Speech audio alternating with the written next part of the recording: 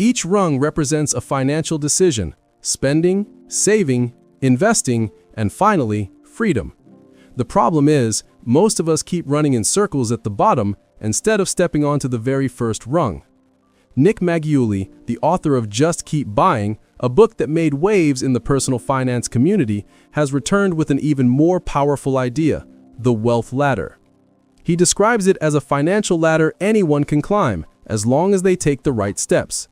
There's no magical leap that will land you at the top instantly, but nothing is stopping you from starting today. In this video, we'll break down each rung of the ladder in a clear and practical way, so wealth no longer feels out of reach. And if you'd like to keep moving forward on this journey, make sure to hit like and subscribe so you won't miss the next insights. Part 1. Creating Financial Breathing Room. Nick Maggiulli highlights a simple but often overlooked truth. Before you can climb any rung of the wealth ladder, you need financial breathing room. This doesn't just mean having leftover cash after expenses. It's the cushion, the flexibility that gives you options when life throws a curveball. Think about it this way. If you spend nearly every dollar you earn each month, you're walking a tightrope. Lose your job, face a health issue, or get hit with an unexpected expense, and your entire life can spiral into chaos. On the other hand, if you have breathing room, cash on hand, savings, or well-managed expenses, you're in control. Life shocks may shake you, but they won't knock you down. One study in the US found that nearly 60% of people couldn't come up with $1,000 in an emergency. That means a broken car, a surprise medical bill, or even an over-budget vacation could push them straight into credit card debt. Meanwhile, those with an emergency fund or simply living below their means report feeling far less stress. They know they have solid ground to stand on when problems arise, rather than panicking. Maggiulli calls this the first step on the financial ladder. You can't invest successfully, and you certainly can't dream of financial freedom without a strong foundation. Creating financial breathing room may not be glamorous, but it's like building the foundation of a house. No one sees it, but skip it, and the entire structure could collapse. Take a simple, everyday example. A middle-class American family earning $80,000 a year. If they set aside just 10%, around $8,000 annually, for an emergency fund, within a few years, they'd have a solid cushion to avoid falling into debt when setbacks happen. This breathing room won't make them rich overnight, but it's the key to moving up to the next rungs: investing, building wealth, and ultimately, freedom. In other words, creating financial breathing room means buying peace of mind before buying wealth. Part 2. Idle cash as leverage. Nick Maggiulli emphasizes a mindset many people often overlook. Idle cash isn't wasted money, it's leverage that allows you to seize opportunities. In personal finance, many Americans fall into two extremes: either leaving all their money sitting in a low-interest savings account or investing every single dollar in the market without keeping any reserves. Both approaches are risky. Why? Because markets are always volatile and opportunities often come unexpectedly. Without dry powder ready to take advantage, you'll miss those golden moments. Maggiulli shares a key principle: always keep some idle cash to take advantage of uncertainty. When crises hit, when the stock market drops sharply, or when real estate prices fall steeply, it's the people with cash on hand who can buy at bargain prices. Take 2020 for example. When the COVID pandemic broke out, US stock markets plunged. Many investors panicked and sold off their shares, but a small group with cash reserves bought more stock in strong companies like Apple, Amazon, and Microsoft. Within a year, their portfolios had doubled or even tripled in value. Idle cash is like a safety parachute. It won't make you soar higher on sunny days, but it can save your life when the storm hits. If you pour all your money into short-term investments with no cash buffer, a single unexpected shock, like losing your job or a market crash, could force you to sell in a panic. Consider another everyday example. A couple in Texas earning $100,000 a year. If they consistently set aside $20,000 as strategic reserves, then when a small real estate opportunity comes up, say a discounted apartment from a seller who needs quick cash, they can jump in immediately. Meanwhile, Those without idle cash can only watch the opportunity slip away.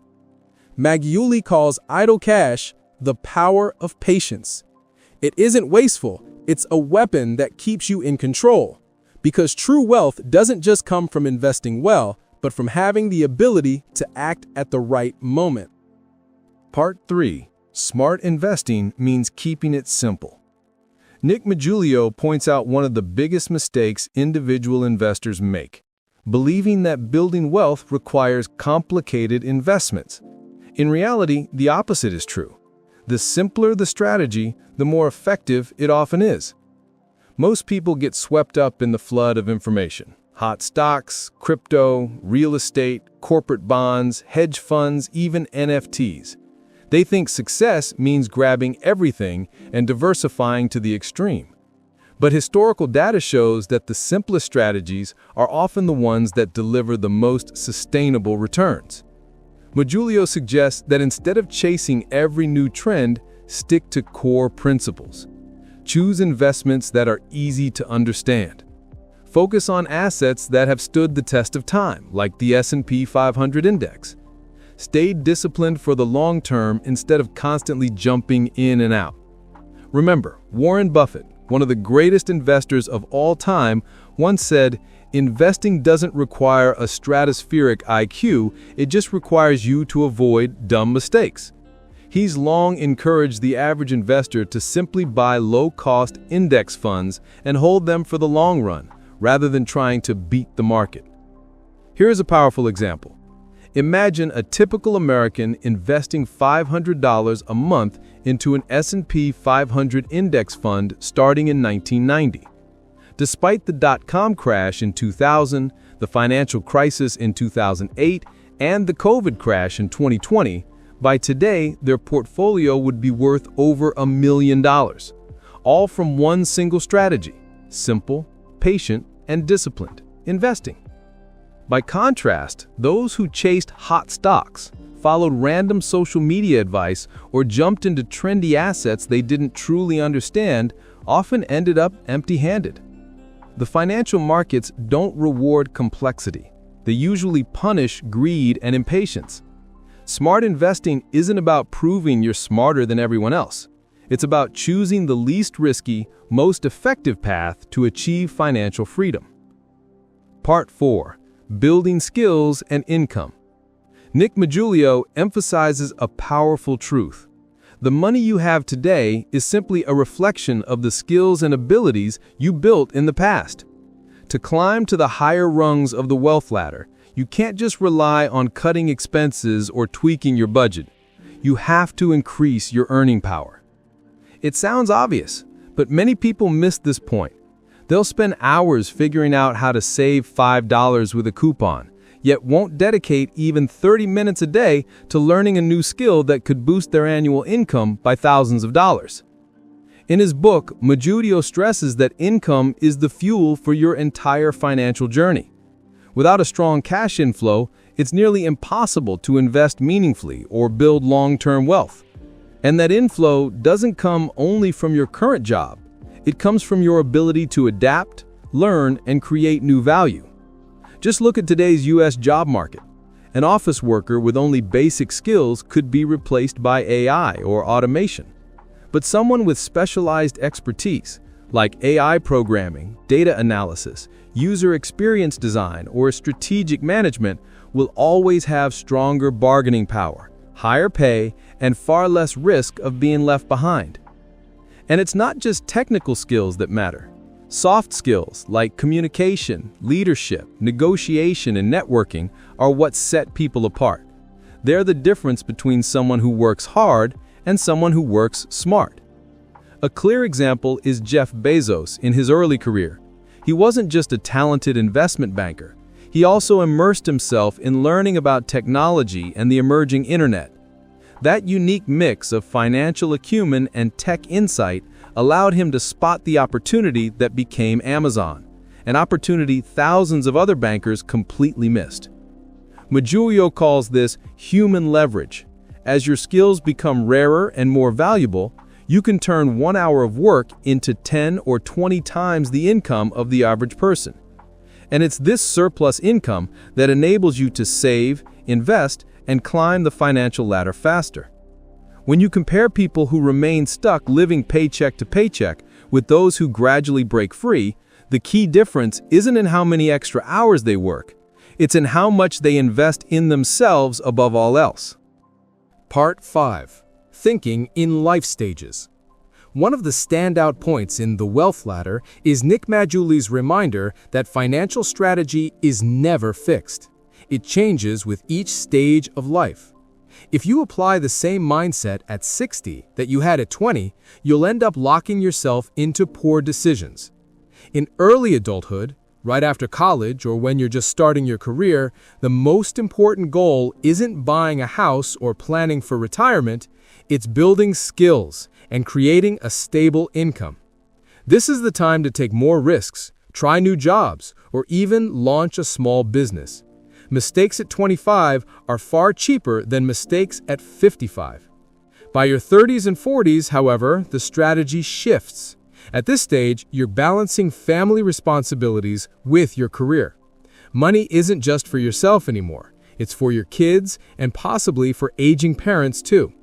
Maggiulli stresses the importance of building an emergency fund and having insurance because unexpected risks, illness, job loss, or economic downturns can deeply affect the entire family. At the same time, this is when you should start investing consistently and seriously, not just saving. After 50, the mindset changes again.